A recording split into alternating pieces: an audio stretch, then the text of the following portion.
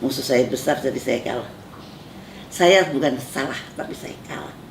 Jangan ngomong dulu kalau ini human to human. Saya akan buktikan. Dan saya membuktikan virus saya tidak menular. Hasilnya menang kita. Iya. Tapi ibunya Di penjara.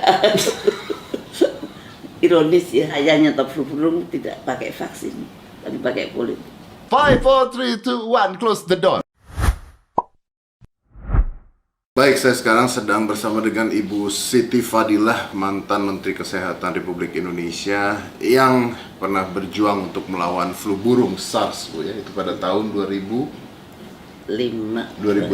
Oke. Dan di sana kalau saya baca semuanya, Bu, Ibu ini sebenarnya sebagai seorang pahlawan yang berhasil menghilangkan flu burung di Indonesia dan di dunia, itu benar nggak, Bu? Jadi membatalkan penetapan pandemi flu burung oleh WHO. Membatalkan Ya, penetapan pandemi. Ya. Oh ya, oke. Tapi Bu, sebelum ke sana, Bu, Ibu di penjara saat ini. Kebetulan saat ini lagi tidak di penjara, beliau lagi di rumah sakit saat ini karena satu dan dua hal. Tapi Ibu di penjara karena dituduh korupsi sebesar 6 miliar, 1,3 miliar. Saya itu tidak menerima sepeser. Betul, tapi Ibu dituduh Ya, korupsi.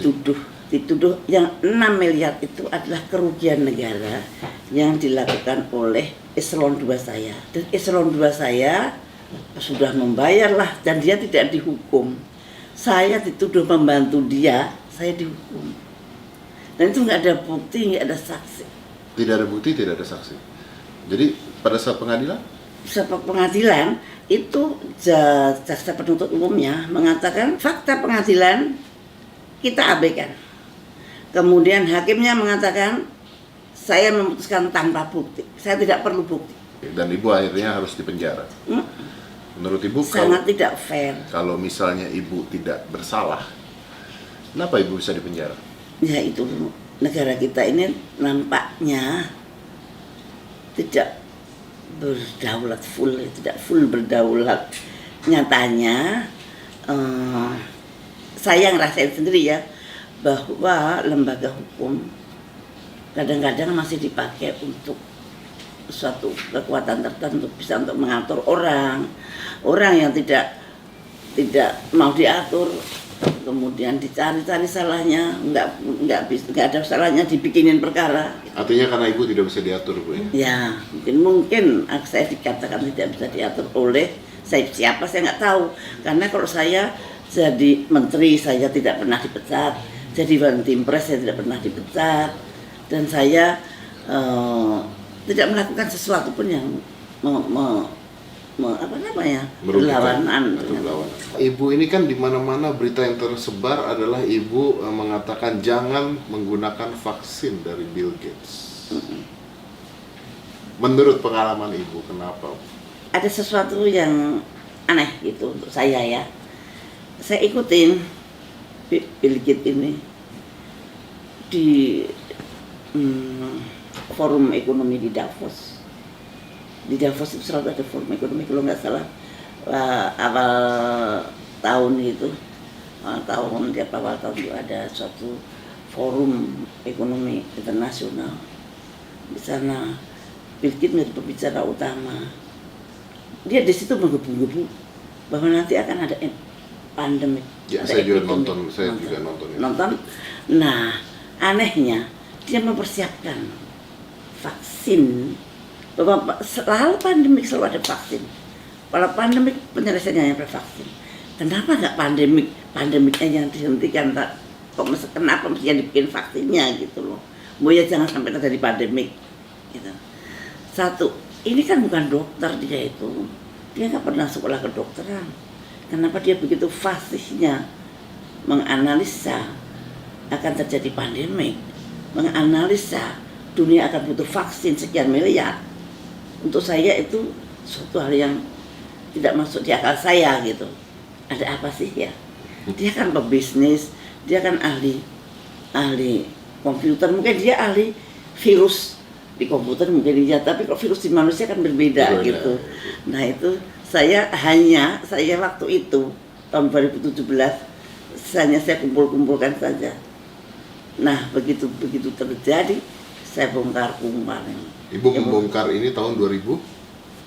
2017 Apa yang dibongkar sama saya ibu? batin doang, tahun 2000 terus saya ikutin, betul nggak ya?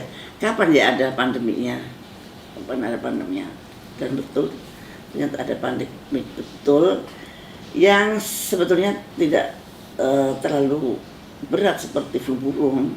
Flu burung itu 1 hari meninggal, 2 hari meninggal. Kalau ini masih banyak hari. Ya, Ibu bukannya pada saat flu burung itu Ibu sempat bersikeras dengan WHO pada saat itu kan? Dan Ibu menang pada saat itu. Iya. Ibu menang dari Iya. WHO. Iya. Karena WHO berhasil kita reformasi. Ibu berhasil mereformasi WHO Iya. pada saat itu. Iya. Yang tadinya saya pandang bahwa WHO tidak adil terhadap negara-negara yang berkembang seperti kita, dan saya reformasi bahwa kita mempunyai kedudukan yang sama, dan kemudian WHO harus transparan, dan kita mempunyai kedudukan yang sama dengan negara manapun. Tidak ada yang di bawah, tidak ada yang di atas. Kalau sakit, kita semua harus nolong, dan kita semua harus bersama-sama berpikir. Dan Ibu pernah menolak vaksin dari mereka?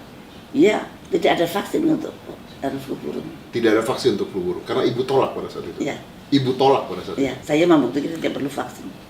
Saya membuktikan bahwa virus flu burung tidak menular. Pada waktu itu WHO sudah berkuar-kuar mengatakan flu burung itu menular, human to human transmission. Sudah masuk CNN, sudah digempurkan kemana-mana, seperti Wuhan. Tapi saya nggak mau. Jangan ngomong dulu kalau ini human to human. Saya akan buktikan. Dan saya membuktikan virus saya tidak menular. Ini gambarnya virus saya, ini bentuk virus saya.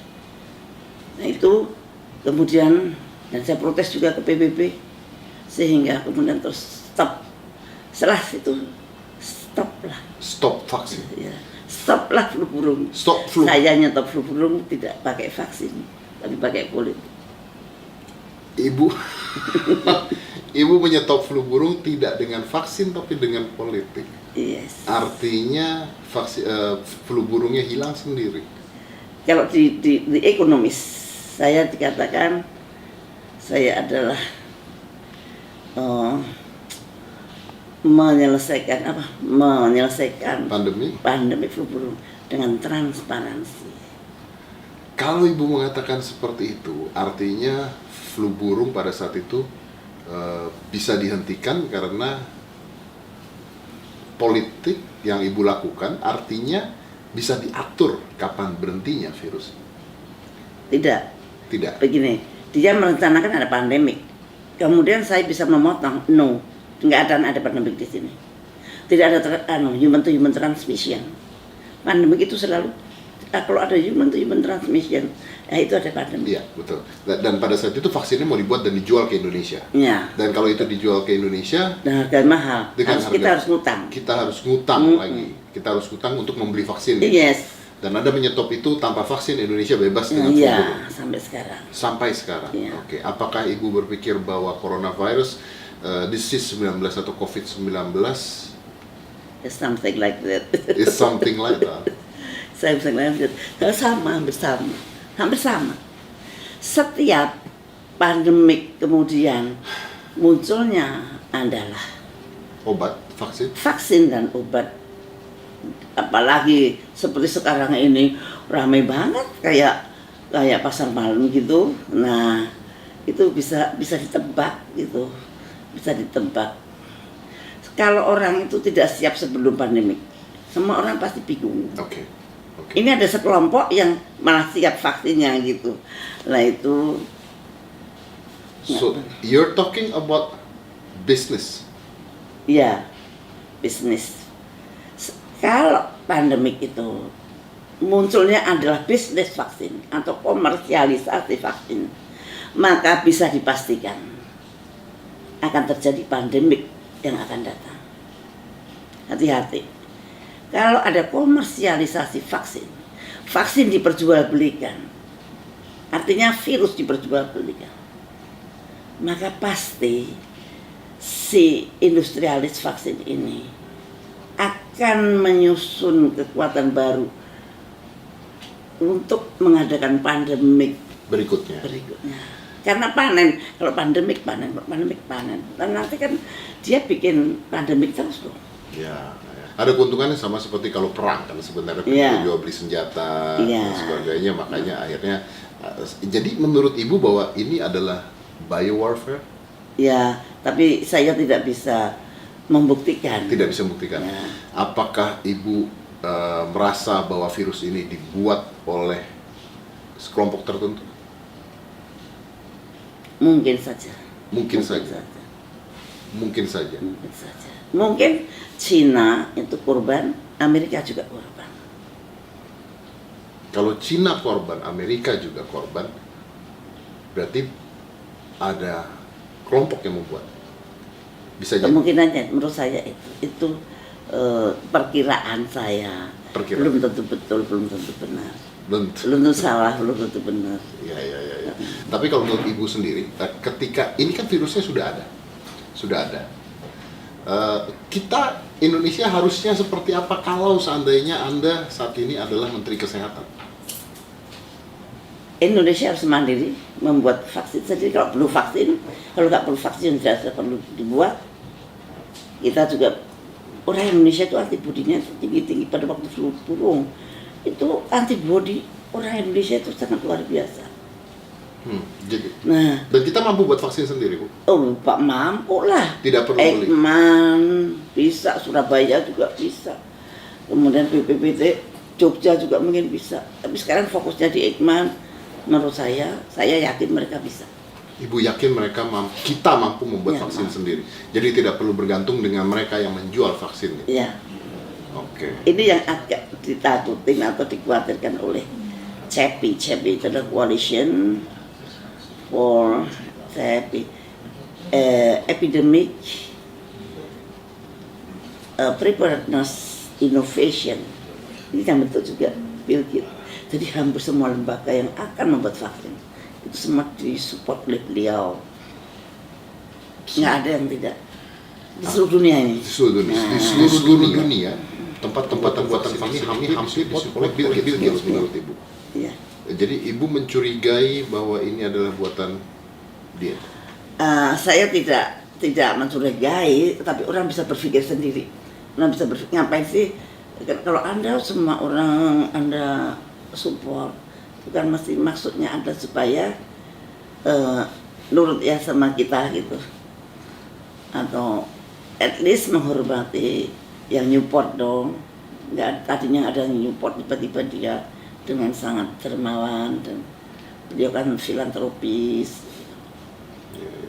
Yang penting Indonesia harus mandiri, bisa bikin vaksin sendiri, bisa bikin rapid test sendiri, bisa bikin swab test sendiri, bisa bikin primer sendiri. Dan kita mampu? Mampu. Ibu, di luar negeri sana ada banyak sekali dokter Butar, dokter Kaufman yang mengatakan bahwa ini tesnya sendiri sebenarnya tidak jelas, kata mereka ya. Ini saya hanya ngomong menurut apa yang mereka katakan, bahwa sebenarnya yang diambil itu adalah exosomes katanya, bukan virusnya sendiri. Jadi belum ada pemurnian virus ketika dites sebenarnya. Jadi artinya mereka bertanya apakah virusnya ini benar-benar virus ada, atau tesnya sudah spesifik. Bahkan swab test pun dikatakan tidak spesifik kalau di luar menurut beberapa orang dokter. Apakah itu mungkin? Jadi gini, pada waktu PCR itu kan ada primernya. Primer itu suatu parameter. Kalau di dalamnya ada plasmid, nanti kalau spesimen kita cocok dengan dia, nah berarti virusnya itu ada yang sesuai dengan plasmid. Betul. Tapi yang kita saat ini itu kita beli dari luar semua. Kita bisa beli dari Amerika.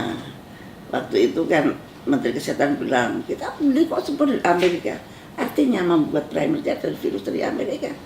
Padahal virus yang di Indonesia berbeda dengan virus yang di Amerika. Artinya tes kita berdasarkan inang yang berasal dari Amerika. Tes, jadi tidak kompatibel, tidak kompatibel dengan apa yang terjadi. Tidak cocok gitu. Makanya ada yang false positif, false negatif. meskipun itu PCR. Jadi, kalau PCR kuncinya ada di primernya. Primer itu ada plasmidnya, plasmidnya berasal dari suatu virus. Nah kalau ini made in Amerika, ya mestinya Amerika kan pakai virus Amerika juga. Mana mungkin Amerika tidak cari virus kita, terus pakai virus negara tersebut. Terus dikirim ke kita untuk ngecek virus kita. Lah, virus dia kenal nggak dengan virus kita? Ada yang kenal, ada yang tidak.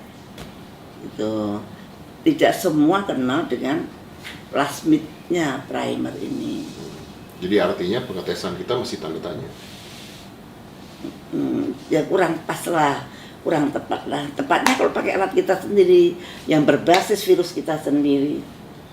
Kita banyak ahli kita yang pinter-pinter. Cuman butuh political will, dana. Fokuskan sekarang dana untuk riset itu. Yang selama ini riset selalu mendapat dana yang kecil, kemudian mengharapkan bantuan dari asing. Bantuan dari asing itu menggetarkan, menggoyahkan hati dari persit-persit itu. Untuk nasionalismenya itu juga bisa bergoyang, karena mau yang perhatian malah orang asing, mengasih dana orang asing. Lama-lama dia lupa mana induknya, mana semangnya.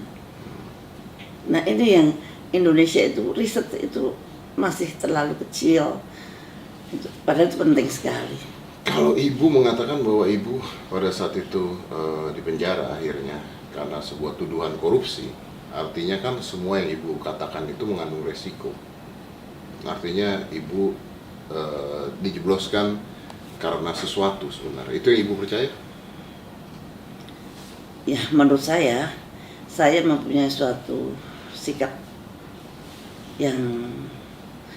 itu mengakibatkan saya di penjara. Tapi saya tidak menyesal karena sikap saya adalah untuk melindungi rakyat saya. Saya berbuat itu adalah bukan untuk saya. Saya dapat apa? Karena aku nggak dapat apa-apa. Saya lakuin. Tapi saya yakin saya melindungi rakyat saya. Dan ternyata bukan Indonesia saja yang terlindung. Ternyata pandemi itu gagal. Satu dunia. 2006 iya. Kalau dihitung itu berapa ribu triliun. Yang Saya nggak bisa ngitung. Sekarang hitung aja dengan corona aja sekarang berapa ribu triliun kerugian seluruh dunia. Apalagi kalau flu. Lah, yang saya terkesan sampai sekarang, lawong tidak menular kok WHO berani bilang menular. Pada saat itu, dan ibu membongkar itu pada saat itu. Dan hasilnya, Dan hasilnya menang kita. dan Karena saya membuktikan secara virologi. ya, WHO mendiagnosis secara public health atau epidemiologi. hasilnya menang kita. Ya, Tapi ibunya di penjara. Ironis ya. Ironis. Ya itulah dunia. Yang penting adalah niat kita, dan apa yang terjadi itu ya tidak pernah lepas dari kehendak Allah. Tapi kenapa ibu masih berani bicara sekarang? Karena saya baca di media-media, ibu masih berani bicara tentang virus ini, ibu masih berani bicara tentang apa yang ibu lakukan. Bahkan saya ada media satu yang bicara tentang ibu dilindungi sniper, dulu tuh ada di media loh, Bu. Oh iya, saya nggak ngomong tentang itu. Yang saya omongin tentang ilmu yang orang banyak harus tahu. Jangan sampai rakyat ini nggak tahu sama sekali. Jadi saya hanya menyampaikan suatu ilmu pengetahuan, dan itu menurut saya wajib. Kalau saya tahu sesuatu yang tidak baik, saya diam saja. Padahal saya tahu, saya diam saja. Tapi kan ibu belajar Dosa. bahwa ketika ibu bicara pada saat itu, akhirnya menurut ibu, ibu dipenjara. Waktu itu saya bukan hanya bicara ya, saya terlalu berani keluar, berani mengalahkan negara adidaya, itu suatu hal yang impossible sebetulnya. Sampai sekarang juga nggak ada, tapi jangan menggagalkan pandemi itu sampai sekarang nggak ada. Ya baru sekali ini. Baru sekali ya, pandemi gagal karena seorang Ibu Siti Fadila. Tapi walaupun Ibu sekarang ada di penjara, bangganya seperti apa, Bu? Ya, saya seorang Islam. Di dalam Islam itu pilihan Allah itu selalu terbaik. Pilihan Allah adalah yang terbaik. Mungkin kita nggak tahu hikmahnya apa, tapi pasti ada hikmahnya. Mungkin dulu saya baca Qur'annya belepotan, setelah di penjara Qur'an saya jadi lancar, jadi rajin banget baca Qur'an. Ibu baik-baik aja di penjara? Baik, nggak ada bedanya. Tidak ada bedanya, diperlakukan dengan baik, makan. Oh iya. Dan saya di penjara panggilnya saya Bu Menteri malahan. Panggil Bu Menteri. Padahal udah lama jadi menteri. Saya dengan ketawa. Ini lucu bener. Dan saya sebagai sesepuh di situ ya, sesepuh. Jadi memang sebetulnya kebahagiaan itu ada dalam hati, bukan ada di tempat di mana Anda duduk, bukan ada di tempat Anda berdiri.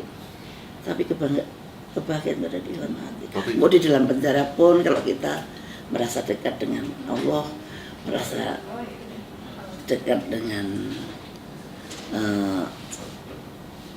Tuhan, dan orang-orang yang kita cintai juga tetap menganggap kita seperti biasa. Tapi pada saat Ibu pertama kali jebloskan penjara, apa Ibu tidak emosi, tidak marah kalau Ibu merasa tidak salah pada saat itu? Ya pastilah itu manusiawi. Tapi saya tahu musuh saya besar, jadi saya kalah. Saya bukan salah, tapi saya kalah. Tapi saya pernah menang.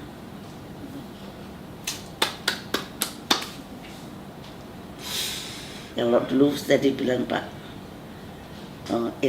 Karni Ilyas, saya pernah, waktu itu belum ada ILC, tapi dia wawancara begini, lebih baik jadi harimau satu hari daripada jadi kambing seumur hidup. Dan Ibu pernah jadi harimau. Ya. Sekarang jadi kambing apa? Sekarang Ibu berapa lama lagi, Bu, kalau boleh tahu, Bu, masa tahanan Ibu berapa lama lagi? Nanti Oktober ini selesai, Bu? Ya, selesai. Bayangin kurang 4 bulan. Saya ini kurang 4 bulan sudah selesai. Di rutan saya ada corona. Saya ini kan high risk, umur sudah 70 tahun, mau 71. Saya punya penyakit Asma. yang bermacam-macam. Ada asma, ada hipertensi yang terkontrol kan obat-obatan, ada jantung yang iramanya nggak bener. Kok saya tidak dirumahkan? Si mbah-mbah yang saya bilang mbah, padahal dia lebih muda daripada saya, itu semua dipulangkan, dirumahkan. Saya pernah ngomong itu, tapi karena pelaksananya adalah siapapun yang tertuduh korupsi tidak bisa diri. Ya, itu namanya PP 99. Ya. PP 99 itu memang itu berlawanan banget dengan HAM. Kalau di seluruh dunia semua WPP itu semua napi mempunyai hak yang sama. Ini enggak, tidak mempunyai hak sama, itu korupsi, narkoba, teroris. Nah, yang tiga ini tidak dapat remisi sehari pun. 4 tahun ya 4 tahun. Nah, sekarang ini kurang 4 bulan. PP 99 kan dibuat tidak pada keadaan pandemik. PP 99 kan dibuat pada keadaan normal. Kenapa juga diberlakukan pada keadaan pandemik? Seharusnya enggak dong. Pandemik itu adalah darurat, kegawatan kesehatan masyarakat. Nggak boleh menaruh orang yang high risk di dalam zona, di dalam rutan atau lapas. Ada orang yang setua saya dengan high risk begini, dibiarkan saya di dalam. Melanggar HAM itu. Dan saya heran, takutnya kok takut banget sih sama PP 99, lebih takut PP 99 pada Tuhan. Lah, PP 99 yang bikin sama orang-orangnya juga pernah jadi tersangka tuh kabur ke Australia tuh kemana nggak tahu. Lah kok malah takutnya bukan main. Saya tahu PP 99. Aku heran loh kalau yang takut tukang becak nggak apa-apa. Loh kok sampai wong sing paling tinggi dhewe juga takut sampai PP 99. Aku nggak ngerti. Ini dunia ini aneh juga sebenarnya. Tapi tinggal 4 bulan lagi Bu ya. Begitu Ibu keluar nanti, apa yang akan Ibu lakukan? Saya mengalir seperti air yang mengalir seperti apa. Yang jelas saya akan tetap konsisten untuk menyuarakan kebenaran dan semuanya untuk rakyat. Apapun saya ingin mensejahterakan rakyat Indonesia. 5, 4, 3, 2, 1, close the door.